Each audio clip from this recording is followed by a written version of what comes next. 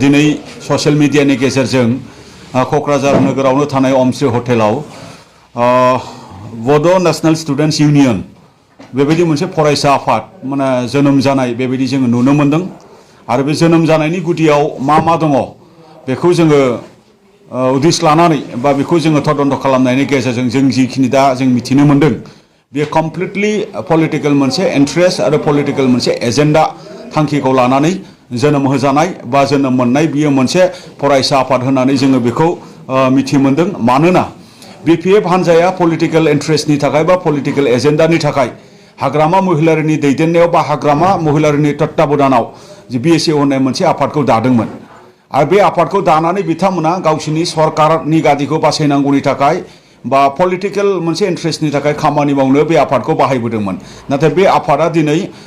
मोनसे जिउ गैयै मोनसे थासारियाव थाफैबाय दा फैबाय थानाय समाव बिएसएफजों खामानि जाला बेखौ हाग्रामा महिलारि बिथाङा दिनै अनुभब खालामनो हादों जानांगौ बा बिपिएफनि दैदेनगिरिफ्रा बेखौ अनुभब खालामनो हादों जानांगौ बिनि थाखायनो दिनै नामखौ एसे सोलायनानै बिएसएफनिनो गाहाय नेहाथारि माने मनजित मनजिल मुसाहारि बिथांखौहाय आफादगिरि खालामनानै दिनै बड' नेशनेल स्टुडेन्ट्स इउनियन जेनाखि फरायसा आफाद बेखौ दादों होननाय जोङो दिनै मिथिदों थारैनो बे बिथिङाव जों बुंनो लुबैदों जे दिनै आफादा बा फरायसा आफादा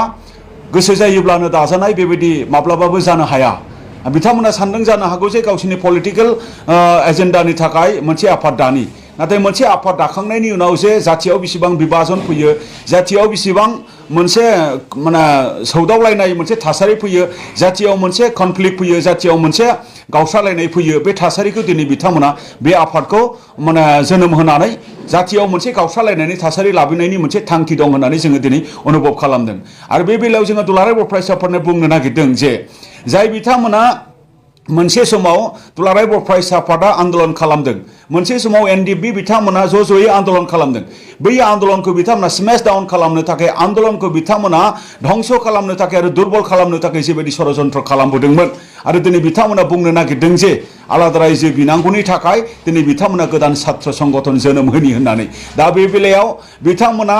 जेबो मरेल राइट्स गैया जे बिटिआर सुक्तिखौबो माने बिथांमोना माने सोंखारिनो बा मरेल राइट्स गैया जे बिथांमोना बिटिआर गोरोबथानि गेजेरजों बर' रायजो राजाया जोबस्रांसिगोन होननाय बाथ्रा बिथांमोननि जे प्रेस मिटनि गेजेरजों बिथांमोना बुंनो नागिरदों बिथांमोना जेबो मरेल राइट्स गैया मानो होनबा बिथांमोना आन्दोलन जाफुबाय थानाय समाव बिथांमोना आन्दोलनखौ धंस खालामनो थाखाय षड़यन्त्र खालामबोदोंमोन आरो दिनै बिथांमोना मोनसे आफादखौ धंस खालामनो आरो मोनसे आफादखौ स्मेश डाउन खालामनो थाखाय बबेबा मोनसे आफाद जोनोम जुदि होदोंब्ला बेखौ रायजो राजाया माब्लाबाबो नेनाय नङा आरो दुलाराय बर' फरायसा आफादा बेखौ माब्लाबाबो सैज्य खालामनाय नङा बे आफादखौ जोनोम होखांनायनि उनाव जुदि हारियाव जुदि मोनसे दाङाबाजि हारियाव जुदि मोनसे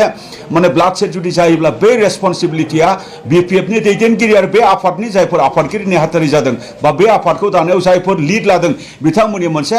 रिस्क एन्ड रेसपन्सिबिलिटि बिथांमोननि थागोन जोङो बेखौ बुंनो नागिरदों दा रायजो राजाफोरनिसिम खावलायनो लुबैदों दिनै बिएसएफआ बिपिएफ हान्जाजों दाजानाय मोनसे आफादमोन आरो दिनैनि बे गोदान फरायसा आफादाबो बिपिएफ हान्जानि जोथोन लानायावनो बिपिएफ हान्जानि सिन्था बिपिएफ हान्जानि मेलेमावनो माने सिखांनानै बियो मोनसे फरायसा आफादखौ दादों बेखौ बियो मोनसे दिनै प्रमाणित जाफैबाय मानो होनोबा दिनै प्रेजेन्ट बिएसएफनिबो माने मनजित मनजिला दासिमबो गाहाय नेहाथारि आरो बिथांखौनो माने नैबे गोदान आफादनिबो प्रेसिडेन्ट खालामदों आरो बिथांमोननि जे टिमाव दङ बिथांमोननि गासैबो टिमाव थानाय बिथांमोना गासैबो माने बे बिएसएफ बेकग्राउन्डनि मानसि आरो बिथांमोनखौ बयबो सिनायो माने दा बेखायनो बे बाथ्राखौ लानानै जोंनि फरायसाफोर जोंनि इयुथफोर जोंनि रायजो राजाफोर मिसगाइड जानांगौनि बाथ्रा गैया मिसलिड जानांगौनि बाथ्रा गैया बिथांमोननि बाथ्रा आरो बिथांमोननि जेनाखि एजेन्डा बियो गावसिनि सललि पलिटिकेल एजेन्डानि थाखाय बेखायनो रायजो राजाफोरा बे बाथ्राखौ लानानै कनफिउज जानो गोनां गैया दुलाराय बर' फरायसा आफाद हिसाबै जे दिनै गोदानै मोनसे बिथांमोना हारिनि गेजेराव बा समाजनि गेजेराव मोनसे दावराव दावसि लाबोनायनि जेनाखि षड़यन्त्र बेखौ दिनै बिथांमोना खालामदों आरो बेखौ नुनानै जोङो थानो हायो दुलाराय बर' फरायसा आफादा दिनै जोङो प्रेस बिबुंथिनि गेजेरजों बेखिनि बाथ्राखौ जोङो दिनै बुंनो नागिरदों दा बे बेलायावनो दिनै मोनसे थासारि फिसा माने जागायजेननायावनो दिनै बिथांमोना मोनसे भायलेन्सनि जेनाखि मोनसे इनसिडेन्ट बेखौ खालामजेननाय बियो फोरमान जादों मानो होनोब्ला बिथांमोननि जेने प्रेस मिट खालामनाय बे प्रेस मिट खालामनायाव जिहेथु बियो मोनसे हटेल जिहेथु बेवहाय मोनसे रेस्टुरेन्ट दङ रेस्टुरेन्टआव थांथावथाव साहा लोंहैथावथाव बिथांमोननि प्रेस मिटआव बिथांमोना मा बुङो नैबे बाथ्राखौ जोंनि दुलाराय बर' फरायसा आफादनि बिबानगिरिफ्रा सानै साथामसो खबर लांनो थांदोंमोन दा बेवहायनो बिथांमोना जोंनि बिबानगिरिफोरखौ एटाक खालामदों आरो बिथांमोना ड्रामा खालामनानै बै हटेलनि जिखिनि चेयार टेबोल बायदि जिखिनि बाथ्रा बेखौ बिथांमोना गावसोरनि आखाइजोंनो बुफायनानै बुसिनानै दिनै दुलाराय बर' फरायसा आफादनि सायाव बिथांमोना एलिगेसन होनायनि जेनाखि मोनसे थासारिखौ जोङो दिनै नुदों। दा बे बेलायाव दुलाराय बर' फरायसा आफाद हिसाबै बेफोरबायदि जिखिनि मोनसे बिथांमोना जिखि एलिगेसन लागाया बेनि सायाव जोङो स्टेन्ड होलांगोन। बेखिनि बाथ्राखौ जोङो दिनै नैबे बड'फा हाउसनिफ्राय जे जोंनि दुलाराय बर' फरायसा आफादनि जिखिनि प्रेस मिट जे प्रेस मिटआव जोङो दिनै बुंनो गोनां बाथ्राफोरखौ जोङो दिनै बेनि गेजेरजों जों दिनै बुंहरनाय जादों।